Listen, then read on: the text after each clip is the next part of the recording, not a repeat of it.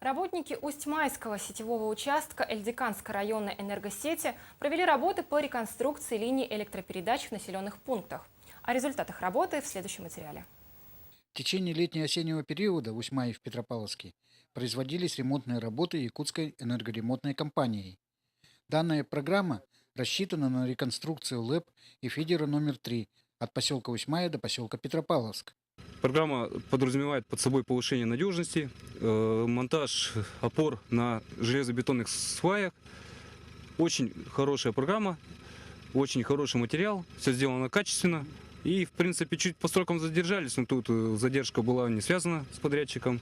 В течение лета и осени в связи с этой реконструкцией линии электропередачи фидера жители Петропавловска испытывали неудобства в связи с постоянными отключениями электроэнергии.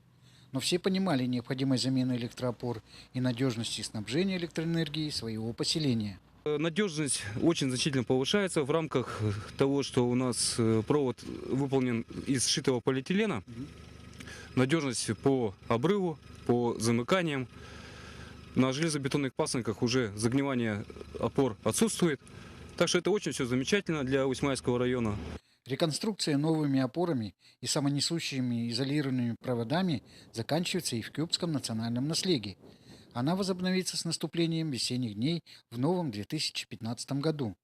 А пока работники Усьмайского сетевого участка проводят текущие ремонты оборудования, дизелей и будут следить за техническим состоянием своего электрохозяйства.